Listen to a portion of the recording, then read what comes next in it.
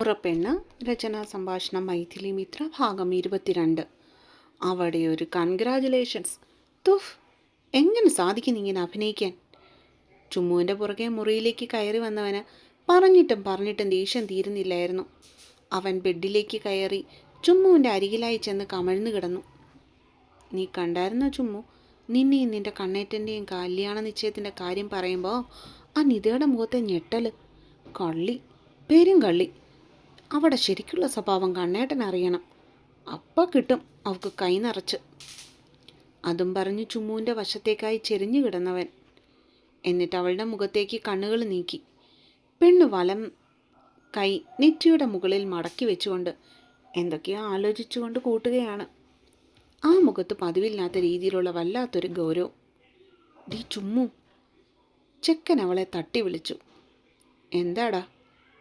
ആലോചന മുറിഞ്ഞതിൻ്റെ നിരസത്തിൽ അവൾ മുഖം ചുളിച്ചു. നീ ഞാൻ പറഞ്ഞത് വല്ലതും കേട്ടോ? പങ്കു പരിഭവത്തോടെ തിരക്കി. ഓ, കേട്ടു. അവൾ അലസമായി മറുപടി നൽകി. എന്നിട്ടെന്താ നീയൊന്നും മിണ്ടാത്തേ? അവൻ ഉടനെ തന്നെ കട്ടിലിൽ എഴുന്നേറ്റിരുന്നു കൊണ്ട് പെണ്ണിനെ നോക്കി കണ്ണുമിഴിച്ചു. ഇതിലിപ്പോൾ ഞാനെന്തു പറയാനാ? ഇതെല്ലാം നമുക്ക് രണ്ടുപേർക്കും നേരത്തെ തന്നെ അറിയാവുന്ന കാര്യങ്ങളല്ലേ? മറുപടി പറഞ്ഞുവെങ്കിലും പെണ്ണിൻ്റെ നോട്ടം റൂഫിൽ തിരിയുന്ന ഫാനിലേക്കായിരുന്നു. എനിക്കതല്ല പേടി. ഇവളിനെ നിങ്ങളുടെ കല്യാണം മുടക്കാൻ വേണ്ടി എന്തേലും ചെയ്യുമോന്നാ. അതിനു മുന്നേ നമുക്ക് എന്തേലും ചെയ്യണം ചുമ്മു. ഇല്ല, ശരിയാവില്ല. അവൻ തൻ്റെ ആദ്യം വ്യക്തമാക്കി. മുടങ്ങുന്നേ അങ്ങ് മുടങ്ങട്ടെ, അതല്ലേ നല്ലത്. ദിവ്യ പ്രണയമുള്ളവർ തമ്മിൽ ഒന്നാവുന്നതല്ലേ അതിൻ്റെ ഒരു ശരി. പെണ്ണ് ആരോടെന്നില്ലാത്ത ദേഷ്യത്തിൽ പിറുപിറുത്തുവെങ്കിലും കേൾക്കേണ്ടവൻ അത് വ്യക്തമായി കേട്ടിരുന്നു. പങ്കുവിൻ്റെ കണ്ണുകളിൽ പതിവില്ലാത്ത ദേഷ്യം കലർന്നിരുന്നു. നിന്നെ ഞാനുണ്ടല്ലോ. അല്ല പിന്നെ, എൻ്റെ ഏട്ടൻ്റെ പാതിയായി നീ മതി ചുമ്മു. വേറെ ആരും ആ സ്ഥാനത്ത് വരുന്നത് എനിക്കിഷ്ടമല്ല. നിൻ്റെ മനസ്സിൽ അങ്ങനൊരു ചിന്ത ഉണ്ടെങ്കിൽ നീ അതിപ്പോഴേ മാറ്റിക്കോ ചുമ്മു. ചെക്കൻ്റെ കലിപ്പ് കണ്ടതും അവൾ വായ തുറന്നിരുന്നു പോയിരുന്നു. നീ ഇതെന്തൊക്കെയായി പറയണേ? അവൾക്ക് ചോദിക്കാതിരിക്കാൻ കഴിഞ്ഞില്ല. കുന്തം, എനിക്ക് നീ മതി എൻ്റെ ഏട്ടത്തിയായിട്ട്. അതെൻ്റെ പണ്ട് തൊട്ടേയുള്ള ഒരാഗ്രഹമാണ്. നിന്നെ പേടിച്ചിട്ടാണ് ഞാൻ ഇത്രയും നാളും മിണ്ടാതിരുന്നത്. പക്ഷെ നീയായിട്ട് തന്നെ എൻ്റെ കണ്ണേട്ടനെ പ്രൊപ്പോസ് ചെയ്തപ്പോൾ എനിക്കെന്ത് ഹാപ്പി ആയെന്ന് ചുമ്മു. പ്ലീസ് ചുമ്മു, ഈ കല്യാണം മുടക്കാനാ നിൻ്റെ പ്ലാനെങ്കിൽ പിന്നെ ഈ പങ്കുവിനെ നീ ഒരിക്കലും കാണില്ല. കണ്ണേട്ടന് നിന്നെ ഇഷ്ടമാടി. അല്ലെങ്കിൽ ഈ കല്യാണത്തിന് ആൾ സമ്മതിക്കുമായിരുന്നോ? അതെനിക്ക് നന്നായിട്ടറിയാം. നീ എന്നെ ഒന്ന് വിശ്വസിക്കടി. പെണ്ണിൻ്റെ കൈ രണ്ടും കൂട്ടിപ്പിടിച്ചിട്ട് അതിലേക്ക് അവൻ തന്നെ നെറ്റി മുട്ടിച്ചു പിടിച്ചു. അപ്രതീക്ഷിതമായ ചെക്കൻ്റെ ആ നീക്കത്തിൽ ഒന്ന് അമ്പരന്നു പോയവൾ. നിനക്കിതെന്താ പറ്റിയ പങ്കു? തൻ്റെ കൈക്ക് മുകളിൽ നനവ് പടർന്നതും അവൾ പൊടുന്നനെ ചെക്കനെ പിടിച്ച് നേരെ ഇരുത്തി. എനിക്കൊന്നും പറയാനില്ല. പക്ഷെ നിങ്ങൾക്കൊന്നും പറ്റാതിരിക്കാൻ വേണ്ടിയാണ് ഞാനീ പറയുന്നത്. അറിയാലോ അവിടെ സ്വഭാവം നിനക്ക്. നിന്നെ കരയിപ്പിക്കാൻ വേണ്ടി അവൾ എന്തും ചെയ്യും. ഒരനുഭവം ഉണ്ടായതല്ലേ ചുമ്മു നമുക്ക്.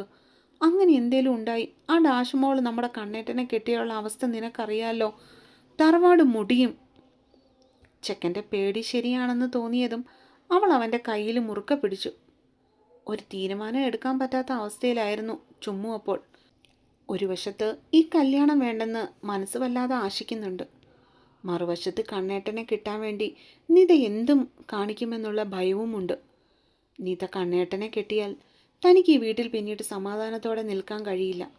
പങ്കുവിനും പറ്റില്ല. ഈ വീട്ടുകാരുടെ തന്നെ മനസമാധാനം അതോടെ തീരും. അത്രയ്ക്കും പക നിറഞ്ഞതാണ് ആ പെണ്ണിൻ്റെ മനസ്സ്. അനുഭവങ്ങൾ കുറേയുള്ളത് കൊണ്ട് അവളുടെ മനസ്സിൽ ഒരു പേടി നിറഞ്ഞു. ഇല്ല, നിധിയെ ഈ വീട്ടിൽ നിന്ന് ഓടിക്കുക തന്നെ വേണം. അതിന് കണ്ണേറ്റ വിവാഹം കഴിക്കാൻ ഞാൻ തയ്യാറാവണോ? വീണ്ടും അവളുടെ മനസ്സ് പിന്നിലേക്ക് ചിന്തിച്ചു.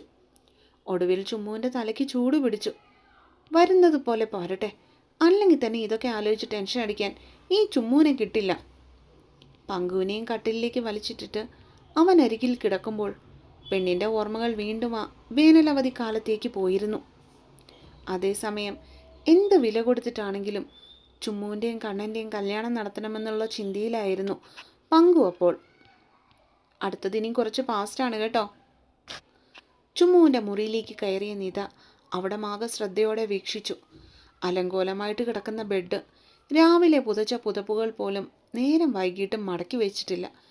മേശയുടെ മുകളിൽ നിന്ന് ഇനിയും മാറ്റാത്ത 9ാം ക്ലാസ്സിലെ പുസ്തകങ്ങളും ബുക്കുകളും.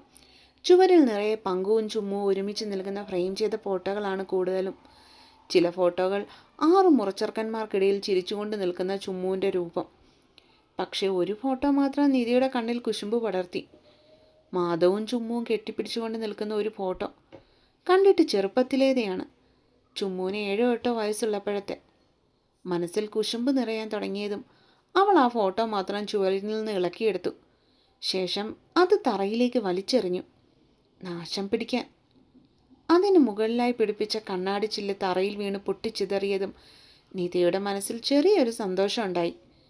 ആ മുറിയിൽ നിന്നും പുറത്തേക്കിറങ്ങുവാൻ തുടങ്ങിയപ്പോഴാണ് ഭംഗിയുള്ള ചുവന്ന പൂക്കൾ തുണിച്ച് ചേർത്ത പുറം ചട്ടയുള്ള ഒരു ഡയറി മേശയുടെ മുകളിലായിട്ടിരിക്കുന്നത് നിധിയുടെ ശ്രദ്ധയിൽപ്പെട്ടത്.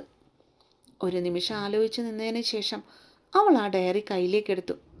കുറേ പേജുകൾ അവൾ വെറുതെ മറിച്ചുവിട്ടു.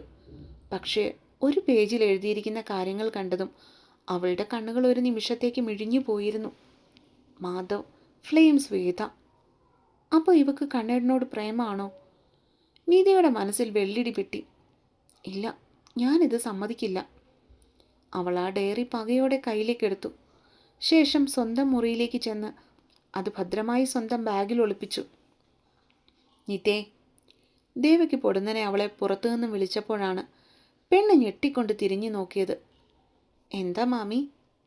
പെട്ടെന്നവൾ കൈത്തലം കൊണ്ട് നെറ്റിയിലും ചുണ്ടിനു മുകളിലുമൊക്കെ പറ്റിപ്പിടിച്ചിരിക്കുന്ന വിയർപ്പ് തുള്ളികളെ തുടച്ചു മാറ്റിയിട്ട് മുറിക്ക് പുറത്തേക്ക് കടന്നു. അത്താഴം കഴിക്കാൻ വായോ, എല്ലാവരും ഇരുന്നു. ദേവകി തന്നെ അനന്തരവളെ സ്നേഹത്തോടെ പുണർന്നു. വരുവാ മാമി. അവൾ അവരുടെ കൂടെ ഡൈനിങ് റൂമിലേക്ക് ചെന്നതും എല്ലാവരും ആ വലിയ ടേബിളിന് ചുറ്റും ഭക്ഷണം കഴിക്കുവാനായി ഇരിക്കുന്നതാണ് അവൾ കണ്ടത്. തറവാട്ടിലെ ഡൈനിങ് ടേബിൾ വളരെ വലിപ്പമുള്ളതാണ്. കുടുംബത്തുള്ള എല്ലാവർക്കും ഇരുന്ന് കഴിക്കാൻ പറ്റുന്ന രീതിയിൽ പണിയിപ്പിച്ചിട്ടുള്ളത്. മാമന്മാർ മൂവരുമല്ലാതെ മുത്തശ്ശിയും പിന്നെ മേലിടത്തെ കൊച്ചുമക്കളും അവിടെ ഇരിപ്പുണ്ടായിരുന്നു. മാമി ഇപ്പോൾ കഴിക്കുന്നില്ലേ? അവൾ ഇരിക്കാതെ തന്നെ അവരോട് ചോദിച്ചു. ഞങ്ങൾ 4 പേരും കൂടി പിന്നീടിരുന്നോളാം നിതേ. നീ ഇപ്പോൾ ഇവരുടെ കൂടെ ഇരുന്ന് കഴിക്കാൻ നോക്ക്. ദേവകി കരുതലോടെ ശാസിച്ചതും അവൾ പെട്ടെന്ന് സമ്മതത്തോടെ തലയാട്ടിക്കൊണ്ട് കണ്ണെന്നിരുന്നതിൻ്റെ എതിരായി കിടന്ന ഒരു കസേരയിൽ കയറിയിരുന്നു. ചുമ്മുവിൻ്റെ തൊട്ടടുത്തായിട്ട്. സാവിത്രിയും ദേവകിയും കൂടെ എല്ലാവർക്കുള്ള ചോറും കറികളും അവരവരുടെ പാത്രങ്ങളിൽ വിളമ്പിക്കൊടുക്കാനായി തുടങ്ങി. എനിക്കിത് വേണ്ട. സാവിത്രി ചുമ്മുവിൻ്റെ പ്ലേറ്റിലേക്ക് മുട്ടക്കറി വിളമ്പിക്കൊടുത്തതും പൊടുന്നനെ പെണ്ണ് മുഖം ചുളിച്ചു. നീ ഇത് കഴിക്കുന്നതായിരുന്നല്ലോ, ഇതിപ്പോൾ എന്നാ പറ്റി? അവരത് തിരിച്ചെടുക്കാൻ കൂട്ടാക്കാതെ മകളെ ശാസിച്ചു. എനിക്കിപ്പോൾ തിന്നാൻ തോന്നില്ല, ഇതെടുക്കമ്മേ. പെണ്ണ് കെഞ്ചി. ഒന്നാമത് വയ്യ ചുമ്മു, നിനക്ക് വല്ലതും വാരി കഴിച്ചിട്ട് പോയി കിടന്നുറങ്ങാൻ നോക്ക്. അവരവളെ ശാസിച്ചു. എനിക്ക് വേണ്ടമ്മ, ഇതെടുത്തേ. ചുമ്മു പെട്ടെന്ന് ദേഷ്യപ്പെട്ടു. ദേ, ഒരെണ്ണം വെച്ച് തന്നാലുണ്ടല്ലോ, മര്യാദയ്ക്ക് കഴിക്ക് ചുമ്മു. ഇത് പ്രായം കൂടി വരും തോറും പെണ്ണിന് അഹങ്കാരം കൂടുക. ഒരു വക കഴിക്കില്ല. സാവിത്രി അവൾക്കടുത്തിരിക്കുന്ന നിധിയുടെ പ്ലേറ്റിലേക്ക് വിളമ്പിക്കൊടുക്കുവാൻ തുടങ്ങി.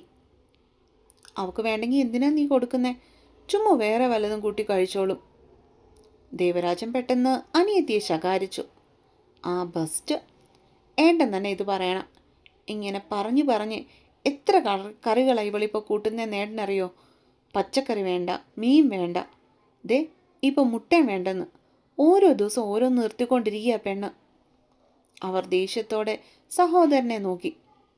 ആ പോട്ടടി, അവൾക്കിഷ്ടമില്ലാത്ത കൊണ്ടല്ലേ. എൻ്റെ കുഞ്ഞിൻ്റെ ഇഷ്ടം നോക്കി നീ ഉണ്ടാക്കി കൊടുക്കണം.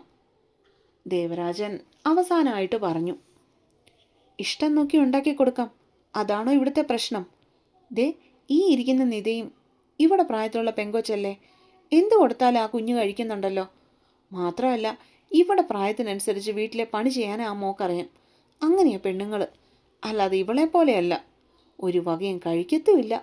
കണ്ടില്ലേ എങ്ങനെ ഇരിക്കുന്നതെന്ന്. സാവിത്രി പിന്നെയും എന്തൊക്കെയോ പറഞ്ഞുകൊണ്ടിരുന്നു. പക്ഷേ അത് കേട്ട നിധിയുടെ മുഖത്ത് എല്ലാവരുടെയും മുൻപിൽ ചുമ്മുവിനെ ജയിച്ച ഭാവമായിരുന്നു. അവൾ ഗർവോടെ അടുത്തിരിക്കുന്നവളെ നോക്കി പുച്ഛിച്ചു. മതി നീ അവളെ വഴക്ക് പറഞ്ഞത്.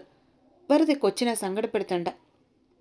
നാരായണിയമ്മയുടെ ഒച്ച അവിടെ ഉയർന്നതും സാവിത്രി പിന്നീടൊന്നും സംസാരിച്ചില്ല. പക്ഷെ അവളുടെ പ്ലേറ്റിൽ നിന്നും കറി എടുത്തു മാറ്റിയതുമില്ല.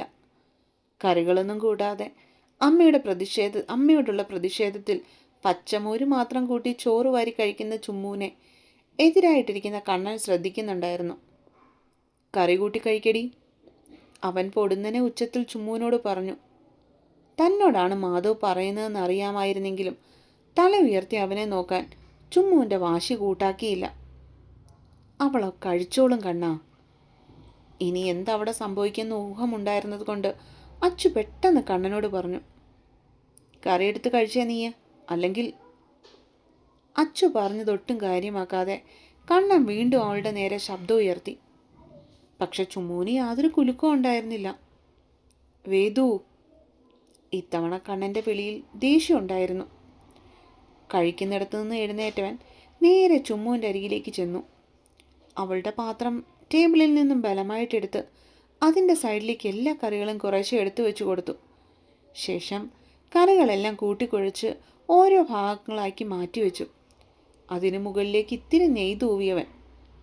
നാരായണിയമ്മയും മക്കളും ബാക്കി കൊച്ചുമക്കളും അങ്ങോട്ടേക്ക് നോക്കുവാൻ പോലും കൂട്ടാക്കാതെ തങ്ങളുടെ പ്ലേറ്റിലേക്ക് മുഖം കുനിച്ചിരുന്ന് കഴിച്ചുകൊണ്ടിരുന്നു. പക്ഷെ നീത മാത്രം അവൻ്റെ ആ പ്രവൃത്തി കണ്ട് ദേഷ്യം കടിച്ചു പിടിച്ചിരുന്നു. ഇത് മുഴുവനും കഴിക്കാതെ നീ ഇവിടെ എഴുന്നേറ്റാ, ആജ്ഞ പോലെ അത്രയും പറഞ്ഞിട്ട് ആ പാത്രം അവൻ പെണ്ണിൻ്റെ മുന്നിലേക്ക് നീക്കി വെച്ചു. ശേഷം സ്വന്തം ഇരിപ്പിടത്തിൽ പോയിരുന്ന് പഴയതുപോലെ കഴിക്കാൻ തുടങ്ങി. ആര് പറഞ്ഞിട്ട് ഇത്രയും നേരം അനുസരിക്കാതിരുന്നവൾ മാധവ് എടുത്തു വെച്ചതൊക്കെ യാതൊരു പരാതിയും കൂടാതെ ഇരുന്ന് കഴിക്കുന്നത് കണ്ടതും അവിടെ ഇരിക്കുന്നവരുടെ എല്ലാം ചുണ്ടിൽ ഒരു കുഞ്ഞു ചിരി വിടർന്നിരുന്നു. ഇവക്ക് കണ്ണേട്ടനോട് പ്രേമം തന്നെ. ചുമ്മുവിൻ്റെ പ്രവൃത്തിയിൽ സംശയം തോന്നിയവളുടെ കയ്യിലിരുന്ന ചോറുരുള ദേഷ്യത്തോടെ ഞെരിഞ്ഞു. അപ്പോൾ കാത്തിരിക്കുക കേട്ടോ, അടുത്ത പാട്ടുമായി അടുത്ത ദിവസം വരാം. അപ്പം സ്റ്റോറി ഇഷ്ടമാണെന്നുണ്ടെങ്കിൽ നിങ്ങളുടെ എല്ലാവരുടെയും കമൻറ്റ് ബോക്സിൽ കാണണം കേട്ടോ. അപ്പോൾ ബൈ ബൈ.